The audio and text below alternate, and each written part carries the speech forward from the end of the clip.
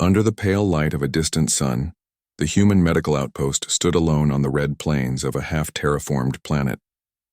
Dr. Ethan Ward had been working for 18 hours straight, moving from one patient to another, helping survivors from the meteor shower that had torn through nearby colonies. Dust still floated in the air outside, carried by a soft electric wind that made the walls hum. Inside, the smell of antiseptic and metal mixed with the sharp scent of alien blood. Ethan had seen many strange wounds before, but nothing prepared him for the quiet figure that two drones carried in that night. She was not human. Her skin glowed faintly like moonlight over water, and her long silver hair stuck to her neck, wet with sweat. Her ears were slim and pointed like those of a fox, and her eyes flickered between gold and blue, fading with each breath. Ethan leaned closer as the translator chip on her collar tried to form words. Her name came through in a trembling voice, Sira. She belonged to the Lirathi, a race known for beauty and strict traditions. They rarely allowed humans to approach, let alone touch them. But she was hurt, and her pulse was faint. Ethan scanned her body, and the results appeared on the cracked screen beside him. The readings made no sense at first, but then his eyes narrowed. Deep inside her abdomen, something pulsed unevenly, a clot forming near an organ that looked nothing like any human structure. The drone's auto-surgery tool blinked red, showing a message, "Procedure not supported." He frowned. No machine could do this safely. It needed a living hand and a careful touch. Sira opened her eyes halfway and looked at him. Her breathing was shallow, and the translator's voice carried her soft whisper. "Do not touch that place." Her hand trembled as she tried to cover her side. The assistant drone beside her repeated a Lirathi law, warning that physical contact in that area by any human was forbidden. Ethan bit his lip, torn between duty and respect. He stepped back for a moment, his hands shaking slightly from exhaustion. He spoke softly, hoping she could hear. "You have a clot. It could stop your heart if it grows. I can help you, but I need permission." Her gaze met his, and for a second the fear in her eyes shifted to confusion. She did not answer, only turned her head away. Ethan moved to stabilize her with oxygen and mild sedatives. Outside, thunder rumbled through the thin air and the medical tent shook. He looked at the monitor again. The violet glow inside her body grew darker, a bad sign. Ethan remembered his training. He had seen people die while waiting for clearance from command. He had promised himself never again. But this was different. This was not just a patient.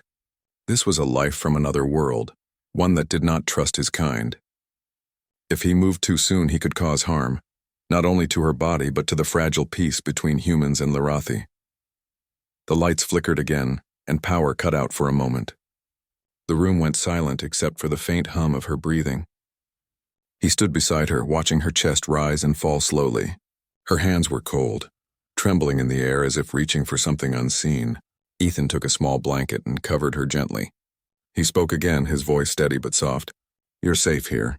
I won't do anything without your word." Minutes passed. The backup generator came on with a dull whine, bathing the tent in dim orange light. The screen came alive again, showing worse readings. The clot was spreading fast. Ethan swallowed hard. He wanted to call for another Lirathi medic, but the nearest one was hundreds of kilometers away. Sira's condition could not wait that long. She opened her eyes again. Her lips moved without sound, but the translator caught a few words. "Pain. Spreading. Cannot. Move." Ethan leaned closer, careful not to touch her. "I can stop it," he whispered. "But you have to let me." Her pupils dilated, reflecting his face. There was fear, but also something else. Trust struggling to be born through layers of tradition. Her voice came again, barely a breath. "Human hands?" "Forbidden," Ethan sighed. "Then I'll find another way." He turned to the terminal and began searching through the archive for old interspecies medical records. The system was slow, half-broken, but he found fragments of Lirathi anatomy diagrams. Their internal design was strange, veins intertwined like branches of a glowing tree. The clot sat near a central core, sensitive to touch and temperature. The wrong move could rupture it, killing her instantly. He looked back at her, sweat on his forehead. She had fallen unconscious now, her breathing uneven. Her hair lay across her face and the faint glow of her skin had dimmed. Ethan felt a tightness in his chest. He pressed his palm against the table beside her, fighting the urge to act. Outside, lightning split the sky in silence. The hum of the storm echoed through the base and rain began to fall, real water rare on this planet. The soft tapping sound filled the tent. Ethan stood alone beside the alien woman, his mind racing between protocol and compassion. He whispered to himself, "If I wait, she'll die. If I act, I break their law." The monitor beeped once, then again faster now. The line dipped low. Ethan's heart pounded. He leaned forward, whispering near her ear, though she could not hear. "Please hold on, Sira. I'll find a way to help you. Just give me a little time." He straightened up and walked toward the supply shelf, gathering what few tools still worked under backup power. His hands moved quickly, but his mind carried a heavy weight. Somewhere deep inside him, he already knew that soon he would have to make an impossible choice, one that could save her life or end his own career. Outside, the storm raged louder. Inside, the small tent glowed faintly from Thry involves a biological clot near a vital organ. "I don't have the full anatomy data. Our med drones can't operate safely." "Then do not attempt anything further," Holt ordered firmly. "Wait for Larathi medical transport. They're sending a recovery ship." Ethan's eyes flicked toward Sira. She was motionless, her skin dim, her breathing shallow. "Sir, that could take another day. She may not have that long." "Understood, but you know the law," Holt replied. "Do not perform contact surgery on a Larathi female. That treaty keeps our alliance alive." The signal ended before Ethan could argue. He rubbed his face with both hands, exhaustion clouding his thoughts. The small tent was filled with a faint hum from the generator, the rhythmic beeping of the monitor, and Sira's uneven breathing. He walked over to her side, lowering the light above her. Her body was fragile, but there was strength in her features. Even in pain, she looked proud, someone who had spent her life standing tall among her people. A soft chime came from her translator. Her eyes opened slightly, unfocused but aware. "You are still here?" Her voice whispered through the device. "I don't leave patients," Ethan replied, forcing a tired smile. "How are you feeling?" "Cold and heavy inside," she said weakly. "It spreads faster." He nodded slowly. "I know, but if I do nothing, you'll slip away." Her fingers twitched slightly as if trying to grasp something unseen. "Humans are strange. You risk much for those who are not your kind." Ethan exhaled softly. "Maybe that's what makes us human." The tent door rustled and another human medic, Maria, stepped inside holding a tray of supplies. She looked tired, her uniform dusty from the night shift. "Still no change?" she asked quietly. "No," Ethan replied. "The clot's getting worse. If the transport doesn't arrive soon, she's gone." Maria frowned. "You're not thinking of doing it yourself, are you?" Ethan didn't answer. His silence was enough. "Ethan, if you touch her," she began, but he cut her off gently. "I know, treaty laws. Political fallout. But what do I do? Watch her die." Maria lowered her voice. "Sometimes saving one life can destroy 100 others. Think about that." She placed the tray beside the bed and left without another word. Ethan sat down on a stool beside Sira. For a long moment he said nothing. The tent lights flickered again. He reached for a small scanner and traced the edge of the clot's glow on the monitor. It had grown by another 3 millimeters since last check. Every breath she took looked harder than the last. Sira stirred, her hand brushing against the blanket. "You worry," she said quietly. "Your face shows it." He smiled faintly. "You can read faces?" "We learn. When we deal with humans," she said, eyes half open. "You wish to act but are bound by your rules." He nodded. Something like that. Her voice grew softer. "On my world, we are taught that to touch the sacred part of life is forbidden to outsiders. But death is more forbidden still." Ethan leaned forward, unsure if he heard right. "What do you mean?" Her breathing shook and she tried to speak again. "I cannot give full permission. But if I do nothing, my people lose their envoy. My clan will lose its voice among the stars." He looked into her eyes, realizing what she was trying to say without saying it. She could not speak the words that broke her law, but her silence was a kind of permission. Ethan stood slowly, his chest tight. He opened a drawer and began preparing sterile tools, delicate injectors, microscalpels, and cooling threads. His hands trembled slightly, not from fear but from the weight of what he was about to do. Suddenly the ground shook. A mild aftershock from the meteor impact rattled the tent. The lights flickered again and the monitor lost signal for a few seconds. Ethan grabbed the edge of the bed to steady himself. When the shaking stopped, Sierra was gasping, her pulse racing on the screen. The Clot was moving. Ethan's breath caught in his throat. "She's crashing," he muttered. He grabbed an injector and stabilized her pulse, but the internal readings flashed red again. The Clot had shifted dangerously close to a nerve cluster. Maria ran back inside. "What's happening?" "Her vitals are collapsing. I need to act now," Ethan said. Maria looked at the instruments in his hands. "If you go through with this, you're finished." Ethan met her eyes. "Then I'll be finished. But she won't." He turned back to Sierra, adjusting the dim light. Her eyes fluttered open one last time. Shunna's mind told him not to do this. Every rule he had ever learned said this was forbidden. Yet the sight of Sierra lying weak and fading silenced all of those voices. Her life mattered more than his rank or career. He moved the light closer, dimming it to a soft glow that would not hurt her sensitive skin. Her breathing was shallow, uneven. Sweat had gathered on her forehead, and her silvery hair stuck to her cheek. Ethan's hands hovered over her side, tracing the faint violet glow where the Clot had formed deep inside. He whispered softly, as if afraid to wake her. "You're going to be fine. I promise." Outside the tent, the camp's small crew moved quietly, unaware of what was happening inside. Maria had stepped out, pacing near the supply crate, torn between loyalty and fear. She looked up when a small communication drone descended from the clouds. A metallic voice came from it and the Lirathi Council. "We are approaching." The envoy must remain untouched. Human interference is forbidden. The drone's voice was sharp and cold. Maria's stomach turned. She looked back at the tent and whispered to herself, "You're running out of time, Ethan." Inside, Ethan opened the portable medkit. He attached a small scanner to his wrist and took a long breath. The holographic image of Sierra's inner body appeared above her, glowing like a tree of light and veins. The Clot pulsed near the center, larger than before. It looked unstable, as if it could burst at any moment. His eyes narrowed. No machine can reach that spot. It has to be done by hand. He placed a small cooling patch near her ribs to numb the area.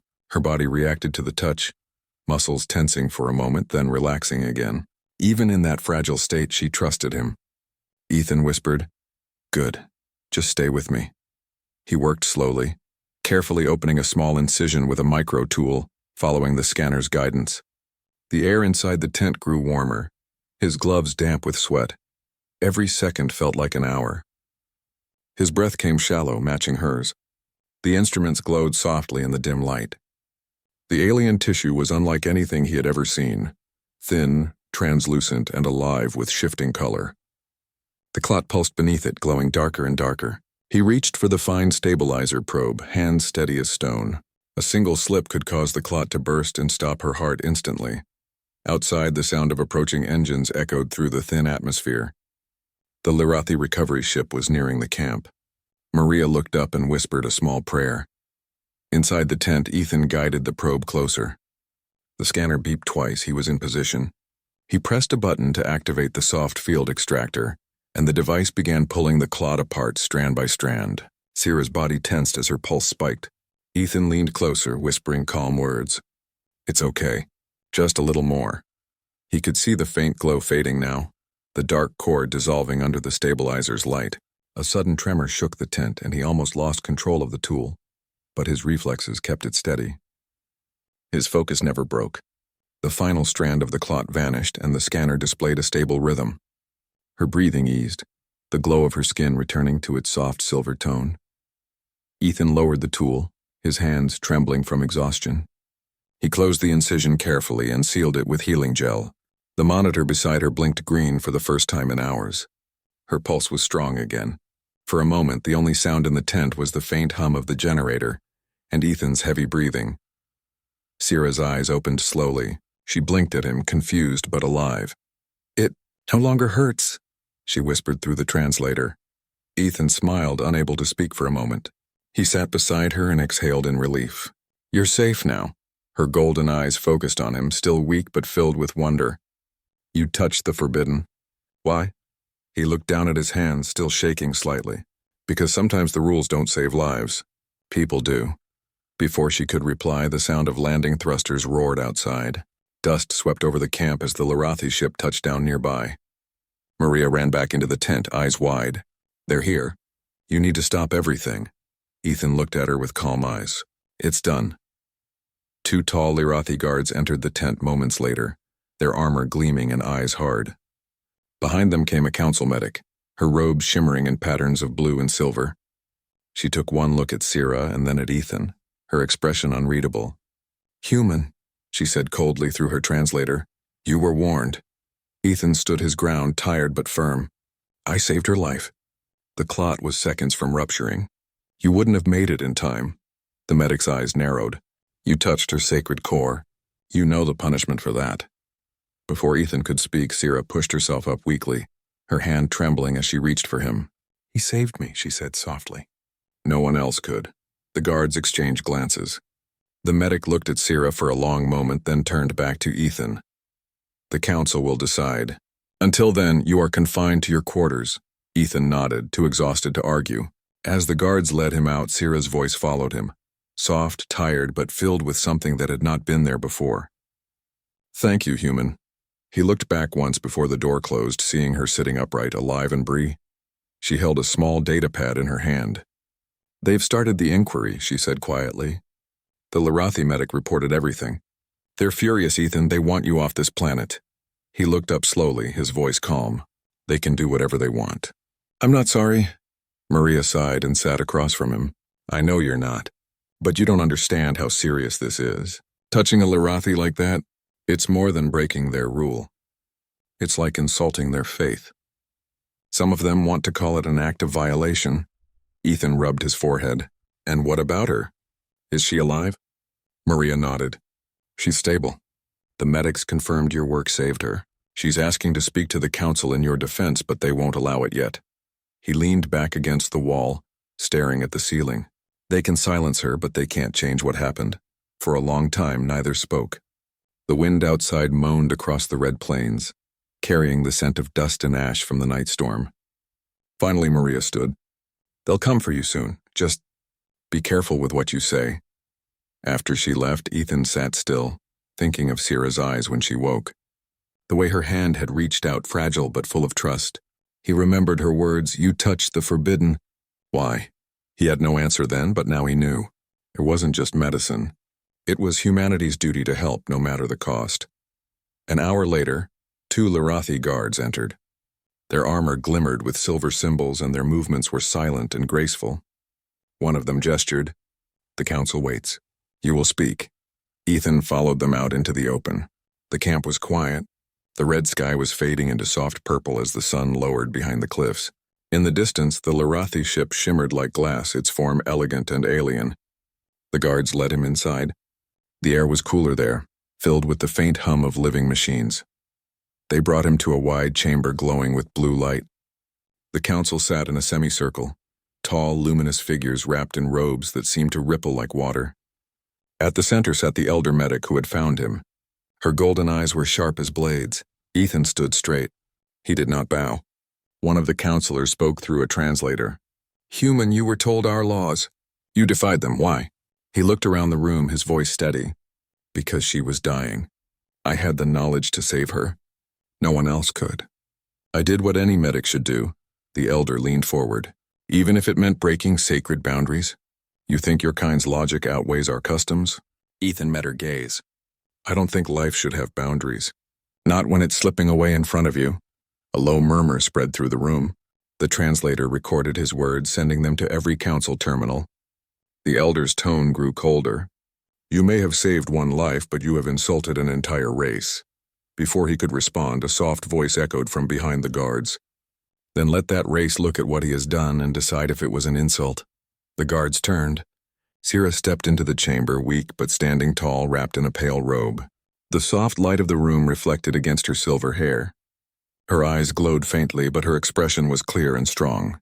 The council murmured in surprise. The elder frowned. "You were not summoned, envoy." Sira bowed her head slightly. "I was the one he saved." "I must speak." The elder waved a hand but did not stop her. Sira turned toward Ethan, then faced the council. "I broke no law by living. He did not harm me. He restored my life when I had none left. If this is an insult, then I am guilty too." A long silence followed. The Lirathi council members whispered among themselves, their soft tones echoing like music. The elder finally said, Your voice is valued, Sira of the Silver Line, but emotion clouds reason. Our traditions exist to protect what is sacred. Sira lifted her chin. What is sacred if not life itself? You call him defiler, but his touch brought healing. Our machines failed. Your medic failed. Only his courage worked. If we punish compassion, then we destroy the meaning of our own faith. The room fell silent again. Even the guards looked uncertain. The elder's expression softened slightly, though her tone remained cold. You speak boldly, envoy. Perhaps too boldly. Ethan glanced at Sira, gratitude in his eyes. She had risked everything by speaking for him. The elder looked back at him. You will remain confined until we decide. We will send word to your command. The final judgment will come at dawn. As the guards escorted him out, Sira's gaze followed him. Their eyes met briefly, and she whispered something too quiet for the translator to catch. Ethan only saw her lips form two simple words. Thank you. Back in his small room, Ethan sat down again, feeling both relief and worry. He knew the council's pride ran deep. They might still send him away or worse, but somewhere inside he felt hope. Sira's voice had reached them. She had spoken from her heart, and that was stronger than any law. The door hissed open, breaking the stillness. Maria stepped in quietly, her face pale from lack of sleep. She carried a small food pack and a data slate. You should eat something, she said softly. Ethan shook his head. I'm not hungry. What's the news? She sighed and sat beside him. The council met all night. The human command tried to defend you, but they can't interfere with alien law. At sunrise, they'll read the verdict. Ethan nodded without surprise. And Sira? She's recovering, Maria replied. She refused to stay in the medbay. She said she'll be there for the verdict. The Larathi medic warned her not to move, but she wouldn't listen. Ethan looked down at the floor. That sounds like her. Maria hesitated, then placed a small silver ring-shaped device on the table. They gave me this to return to you. Your access chip. They said after the hearing you'll be sent back to Earth on the next supply ship. He looked at the device but didn't reach for it. Exile, he murmured. Could be worse. Maria's eyes softened. You did the right thing, Ethan. Maybe someday they'll see that. He gave a tired smile. Maybe, but I didn't do it for that. I just couldn't let her die. When she left, the room felt even smaller. The soft red glow of dawn began to creep through the window, painting the metal walls with faint light. Ethan stood up, brushed the dust from his uniform, and waited for the guards to arrive. He didn't plan to defend himself again. His words had already been spoken through Sira's courage. Moments later, the door opened and two Larathi guards stepped in. Their tall forms glowed faintly in the morning light. The council awaits, one said in his melodic voice. Ethan followed without protest. They led him across the quiet base toward the shimmering Larathi vessel. The wind stirred lightly, carrying the smell of burnt metal and ozone. As they entered the ship's hull, Ethan saw Sira waiting near the chamber door, standing with the support of a metal staff. Her face was pale, but her eyes were bright. When she saw him, she smiled faintly. You should be resting, he whispered. I am tired of resting, she replied softly. I must see this through. Before he could say more, the guards motioned for them to enter. The chamber looked the same as before, filled with the faint blue glow and soft hum of alien machines. The council members sat in a half circle, their robes shining like flowing water. The elder medic rose to speak, her voice echoing clearly. Human Ethan Ward, she began.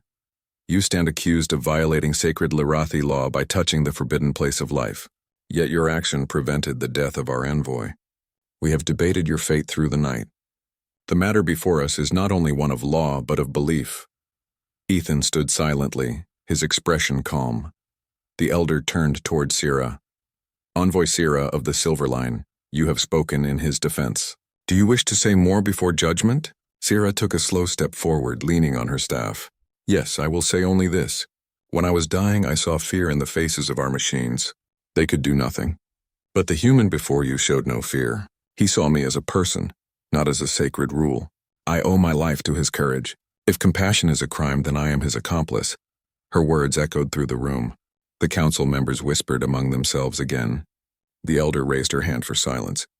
Our laws have protected us for centuries. But today we are reminded that laws without mercy become cages. Yet even mercy must bear consequence. She looked at Ethan. You will not be punished as a criminal. But you will not remain here either. You are to leave Lirathi space at once and return to your people. Your name will not be forgotten, but it will be spoken with both respect and caution." Ethan lowered his head slightly. "Thank you," he said simply. The elder nodded to the guards. "Release him. His actions have already shaped our history." As Ethan turned to leave, Sira called out softly, "Wait!" She walked toward him, her steps slow but steady. Reaching into the folds of her robe, she pulled out a small silver crest, the symbol of her diplomatic house. She placed it in his hand. "This belongs to me," she said quietly. "Now it belongs to both of us." A reminder that one act of kindness can cross worlds. Ethan looked at the crest, its light reflecting in his eyes. He wanted to speak, but words failed him. He simply nodded. When he left the chamber, the Lirathi guard stood aside in silence. The air outside was cool and the sun had risen fully, washing the red plain with gold. The human ship waited nearby, engines ready. Maria stood beside it, her eyes shining with relief when she saw him free. "So it's over," she said. He looked toward the horizon, where the Lirathi ship shimmered like glass in the sunlight. "No," he said softly. "It's only the beginning." As he walked toward the ship, he turned one last time. Sira stood in the doorway of the alien vessel, watching him. Their eyes met across the dusty field. She raised her hand in a silent farewell, and he did the same. The engines roared, lifting dust into the air. The ship rose slowly, carrying him toward the sky. In his hand, the silver crest glimmered against the morning light, a small, bright sign that something had changed forever between their two worlds. The transport ship drifted through the pale atmosphere, leaving the red planet behind. Ethan stood by the small window of the cabin, staring at the world shrinking beneath him. It looked peaceful from above, like a glowing ember floating in darkness. Yet every memory of that place burned in his mind, the storm, the fear, and the moment Sira's hand trembled as he saved her life. He had been sent away as punishment, but it did not feel like defeat. Somewhere deep inside, he knew that what he did had changed something important, not just for her, but for everyone who had watched. The journey back to the human base took 3 days. The ship was quiet, carrying only a few crew members and supplies. Ethan kept to himself most of the time, spending hours reviewing his medical logs and rewriting reports. He avoided the section about the operation, though. There were things that could not be recorded in words. Compassion, trust, and fear, those belonged to the spaces between sentences. When the ship finally docked at the orbital station above Earth, the sky outside glowed with familiar blue light. He had not seen it in months. As he stepped out into the arrival bay, the air felt strange, too clean, too warm. A young officer greeted him with a clipboard. "Dr. Ward, you are ordered to report to Medical Command for debriefing." Ethan nodded. Understood. He was escorted to a white room filled with soft light. 2 officials sat behind a glass desk, both wearing dark uniforms with the insignia of the Interplanetary Medical Corps. One of them, an older woman with sharp eyes, gestured for him to sit. "Dr. Ward," she began, her tone calm but firm, "you have returned from Lirathi territory under extraordinary circumstances. We have received full reports from both your team and the Alien Council." Ethan remained silent. She continued, "Your act violated 2 diplomatic treaties. However, the Council has chosen not to demand trial or sanction. They have instead requested your name be recorded in their archives as the human who broke their most sacred law and saved one of their envoys." The younger officer beside her leaned forward.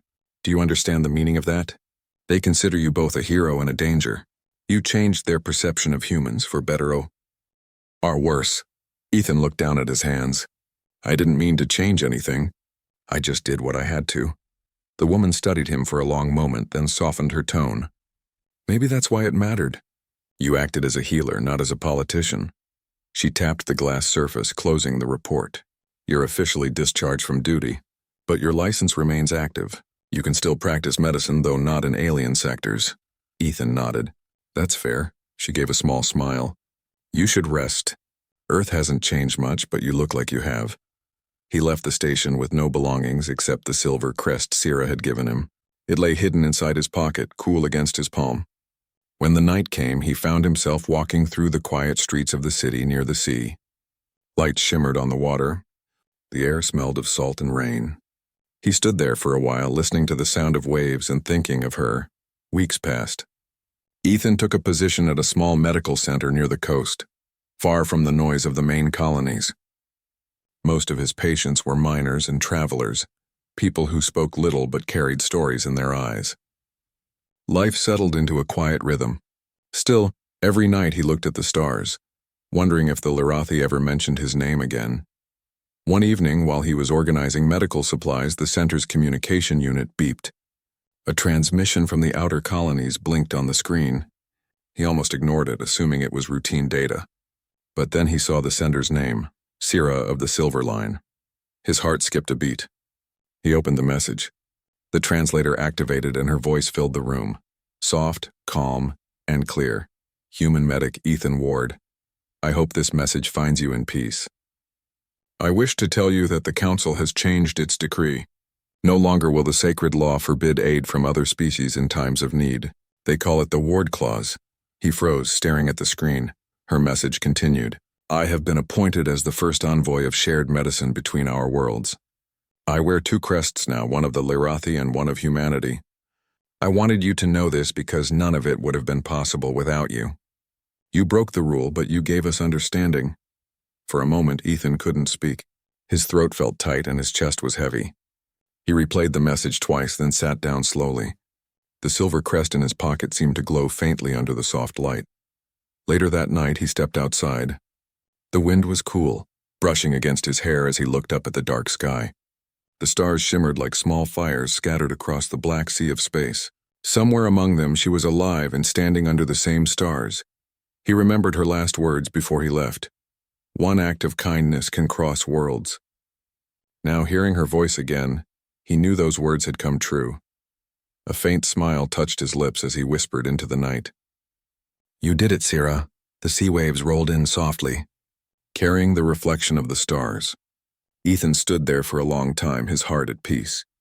He was no longer the medic who broke a law. He was the man who proved that compassion could outlast distance, culture, and fear. And though he knew he might never see her again, the thought brought him quiet comfort. Because somewhere beyond the light of Earth, a once forbidden friendship had become a bridge between two worlds, and that was a legacy no punishment could ever erase. The morning sun rose softly over the coastline, painting the waves in gold. Ethan Ward stood outside the small medical center, sipping a cup of coffee and watching the ships drift above the ocean. Life on Earth had become quiet and simple. He treated local workers, miners, and travelers, and every night he returned home to silence. Yet in that silence, he often thought of the alien woman whose life had changed his own. The memory of Sira never faded, nor did the sound of her voice from that last message. He had played the recording many times. Each time it reminded him that what he had done had not been for nothing. The Ward Clause, a law that now allowed interspecies medical assistance, had started spreading through human and alien colonies.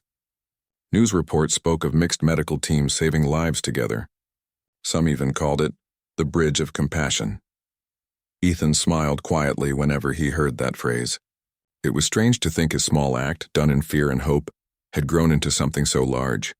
He walked back inside the clinic, where the lights buzzed softly. The day began as usual.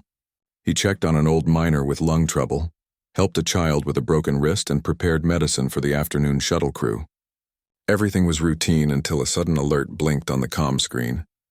An emergency landing had been requested just outside the town, an off-world transport seeking immediate medical help.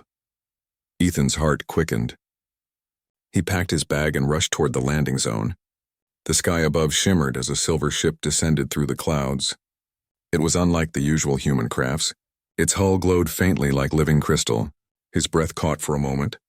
That design, he knew it. It was Lirathi. The ship touched down softly on the sand.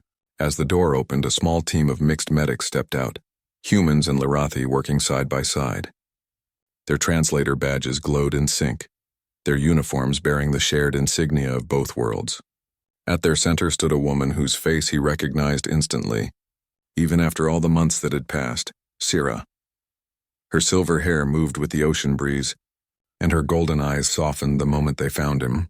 She was wearing a new robe embroidered with two crests, one Lirathi, one human. For a moment, Ethan could not move. The world seemed to stop as she stepped forward, her smile calm and real. You look the same, Dr. Ward, she said gently. the translator repeating her voice. "And you," he said quietly, still caught between disbelief and joy. "I never thought I'd see you again," Sira nodded. "Neither did I. But the council has opened the first shared clinic on the border colonies. They asked me to lead it. I requested one condition, that the first person I work beside is you." Ethan blinked, unsure if he heard her right. "Me? Yes," she said with a small smile. "It was your courage that began this. I could not let that story end without its beginning." The others around them watched quietly, smiling as if they already knew the connection between the two. Sira stepped closer. "I came to invite you to return with us, not as a human among aliens, but as a healer among equals." Ethan felt something stir deep inside, the same pull that had guided his hands on that stormy night. He looked at the ship behind her, glowing in the sunlight, and then back at her steady gaze. "If I go, it means leaving everything again," he said softly. Sira's voice was calm. "Sometimes we leave one home to build another." He smiled, a slow and honest smile that reached his eyes. "Then let's build it." They walked side by side toward the ship. The waves brushed the sand behind them, erasing their footprints as they stepped into the craft. Inside, the air was cool and faintly perfumed with Lirathi herbs. The cabin walls shimmered like flowing glass, alive with soft light. Ethan felt a sense of peace, as if the universe itself had forgiven him. The ship lifted into the sky, rising higher and higher until the ocean was only a blue memory below. Sira stood beside him, looking out the viewport. "Do you ever regret what you did that day?" she asked quietly. He shook his head. "No, that day taught me what it really means to heal. It's not just about the body. It's about trust." Sira's eyes softened. "And trust can heal more than any medicine." As the stars appeared ahead, she turned toward him. "There is something I never told you. After you left, the council examined what you did. They said your hands carried no fear, only purpose. That's when I knew you were different from the others. You did not see an alien. You saw a person." Ethan looked at her, his voice low. "And you didn't see just a human. You saw someone trying to help." For a while they stood in silence, the hum of the engines filling the air. Outside, the stars stretched endlessly. The ship carried them toward a new world, one neither of them had ever seen before. But they both knew it would be different, shaped by what they had shared. Hours later, as they reached orbit above the border colony, Ethan looked down through the viewport. The planet below glowed in soft green light, its surface dotted with white domes and silver towers. The first joint settlement of humans and Lirathi. Sira turned to him. "Welcome to the future we made," he smiled faintly. "It's beautiful." When the ship landed, the crew led them toward a shining medical complex built from both human steel and Lirathi crystal. The air smelled of new life, clean, bright, and full of promise. Ethan stood in the entrance, taking it all in. Sira placed her hand lightly over his. "You once said laws shouldn't stop life. Now you will help write the ones that protect it." He nodded slowly, looking at the horizon where twin suns rose together. "Then let's begin." As they stepped inside, laughter and voices echoed through the hall, human and Lirathi doctors working side by side. The sight filled Ethan with quiet pride. He knew that someday people might forget his name. But the kindness that started it all would remain, and as Sira walked beside him, her fox-like ears catching the light, Ethan realized that in saving one life, he had healed something far greater, the distance between two hearts and two worlds.